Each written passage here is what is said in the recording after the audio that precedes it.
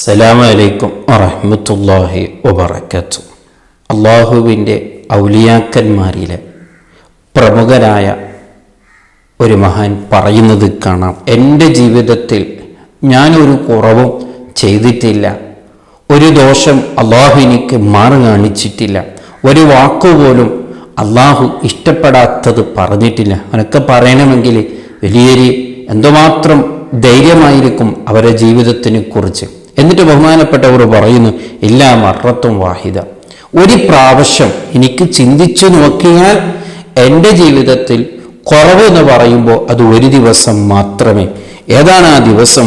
ഒരു ദിവസം ഞാൻ അല്ലാഹു നൽകിയ അനുഗ്രഹങ്ങളിലെ വലിയൊരു അനുഗ്രഹമാണല്ലോ, നമുക്ക് നൽകിയ ഒരു പാനീയമാണല്ലോ പാല് എന്നുള്ളത്. അങ്ങനെ ഒരു ദിവസം ഞാൻ പാൽ കുടിച്ചപ്പോൾ എനിക്ക് എന്തോ എൻ്റെ ശരീരത്തിന്, എൻ്റെ പള്ളക്ക് അതത് അത്ര പിടിച്ചില്ല. അതിൻ്റെ പേരിൽ എനിക്ക് ഒരു പള്ളവേദന വന്നു.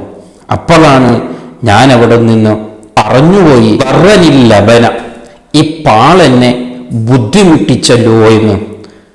വളരെ ഗൗരവത്തോടു കൂടെ ചിന്തിക്കണം. ഈ വാക്കാണ് എനിക്കെപ്പോഴും പേടി. ഞാനങ്ങനെ പറഞ്ഞത് ശരിയായില്ല. കാരണം പാലല്ലല്ലോ ബുദ്ധിമുട്ടാക്കിയത്, റബ്ബല്ലേ എല്ലാം തരുന്നവൻ, അവൻ ഉപകാരമുള്ളതല്ലേ അവൻ ചെയ്യുകയുള്ളൂ. അപ്പോൾ ഞാനൊരു അള്ളാഹു സൃഷ്ടിച്ച പാലിനെ കുറിച്ചൊന്ന് മോശപ്പെടുത്തി എന്ന് മാത്രമല്ല, എൻ്റെ പറച്ചിലിൽ പാളാണ് എന്നെ ബുദ്ധിമുട്ടിച്ചത് എന്നും ഞാൻ പറഞ്ഞു പോയല്ലോ. അങ്ങനെയല്ലല്ലോ പറയേണ്ടത്, റബ്ബല്ലേ എനിക്ക് പള്ളമ്പളം തന്നത് പറയേണ്ടിയിരുന്നത് എന്നായിരിക്കും എൻ്റെ ജീവിതത്തിൽ ഞാൻ ചെയ്ത വലിയൊരു പാപമെന്ന് ബഹുമാനപ്പെട്ടവര് പറയണം. ഇതിലൂടെ നമുക്ക് എന്തെല്ലാം ചിന്തിക്കാനായിട്ട്, എത്ര ഒരു പാഠമാണ് ഇതിൽ ഉൾക്കൊള്ളാനുള്ളത്. നമ്മളൊക്കെ എത്ര നിസ്സാരമായി കാണുന്ന ഈ വിഷയങ്ങളൊക്കെ അവരെത്രമാത്രം ഗൗരവത്തോടു കൂടെ കണ്ടു എന്ന് മനസ്സിലാക്കണം. എന്ന് മാത്രമല്ല, മറ്റൊരു വിഷയമാണ്, അല്ലാഹു സൃഷ്ടിച്ച ഒരു കാര്യത്തിലും നാം കുറവ് കാണാൻ പാടില്ല. എല്ലവും അള്ളാഹു ഉപകാരമുള്ളതേ അവൻ പഠിച്ചിട്ടുള്ളത്. അതിൻ്റെ രഹസ്യങ്ങൾ നമുക്കറിയില്ല. അതല്ലേ മറ്റൊരു സ്ഥലത്ത് മഹാന്മാർ പഠിപ്പിക്കുന്നത് കാണാം.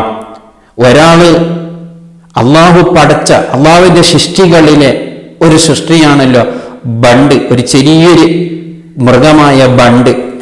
അതിനെക്കുറിച്ച് ഒരാൾ പറഞ്ഞു, അള്ളാഹു ഇതിനെന്തിനാണ് സൃഷ്ടിച്ചത്, ഇതുകൊണ്ടൊരു ഉപകാരം ഇല്ലല്ലോ എന്ന് ഒരാളിങ്ങനെ ചിന്തിച്ചു. എന്താണെന്ന്, ഇതുകൊണ്ട് എന്തായിരിക്കും അള്ളാഹു മനുഷ്യന്മാർക്ക് ഉപകാരം? ഒരു ഉപകാരം ഇല്ലല്ലോ, അതുകൊണ്ട് ബുദ്ധിമുട്ട് മാത്രമല്ലേ ഉള്ളൂ എന്ന് ഒരാൾ ചിന്തിച്ചപ്പോൾ അല്ലാഹു സുബ്ഹാനഹു വ തആല അയാളെ പരീക്ഷിച്ചു. അയാൾക്കൊരു രോഗം നൽകി. അങ്ങനെ എത്ര ചികിത്സിച്ചപ്പോഴും അത് മാറാതിരിക്കുമ്പോഴാണ് ആരോ ഒരു വൈദ്യൻ പറഞ്ഞു, ഇതിന് മരുന്ന് എന്ന് പറഞ്ഞാൽ അതേ അല്ലാഹു സൃഷ്ടിച്ചതായ ആ പ്രാണി, ആ ബണ്ടിനെ, അതിനെ അരച്ച് അതിൽ നിന്ന് ഒരു മരുന്നുണ്ടാക്കി കഴിച്ചാലേ രോഗം ശിഫയാവുകയുള്ളൂ എന്ന് ആരോ പറഞ്ഞപ്പോൾ അതങ്ങനെ ചെയ്തപ്പോഴാണ് അദ്ദേഹത്തിൻ്റെ ആ മാരകമായ രോഗം ശിഫയായത് എന്ന് മഹാന്മാർ പറയുന്നു. അപ്പോഴാണ് അയാൾ പറഞ്ഞുപോയി, അല്ലാഹു എന്തിനാണ് ഇതിനെ പഠിച്ചതെന്ന് ഇപ്പോഴാണ് എനിക്ക് മനസ്സിലായത്. അള്ളാഹു അതിന് മനസ്സിലാക്കി തരാൻ വേണ്ടിയിട്ടാണ് അള്ളാഹു ഈ രോഗം എനിക്ക് നൽകിയത് എന്ന് അദ്ദേഹം അവിടുന്ന് പറയേണ്ടി വന്നു. അദ്ദേഹം അവിടുന്ന് സമ്മതിക്കേണ്ടി വന്നു. ഇതാണ് ഇതിലൂടെ നമുക്ക് ധാരാളം മനസ്സിലാക്കാനുണ്ട്.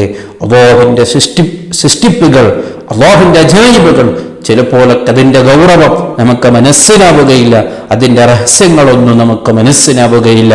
എല്ലവും അല്ലാഹു വെറുതൊന്നും ഇവിടെ പഠിച്ചിട്ടില്ല. എല്ലാത്തിൻ്റെ പിന്നിൽ അല്ലാഹു പല രഹസ്യങ്ങൾ അല്ലാഹു വെച്ചിട്ടുണ്ട്. അതൊക്കെ മനസ്സിലാക്കാനുള്ള ആ ഈമാന് നമുക്കില്ലാതെയായിപ്പോയി. അല്ലാഹു നമ്മുടെ ഖൽബ് വിശാലമാക്കി തരുമാറാവട്ടെ, നല്ല മാരിഫത്ത് നൽകുമാറാവട്ടെ. അവനെ മനസ്സിലാക്കാനുള്ള, അവൻ്റെ അജായിബുകളെ മനസ്സിലാക്കാനുള്ള ആ വലിയ തൗഫീക്ക് നൽകിയവൻ നമ്മെ അനുഗ്രഹിക്കട്ടെ. അസ്സലാമു അലൈക്കും വറഹ്മത്തുള്ളാഹി വബറകാതുഹു.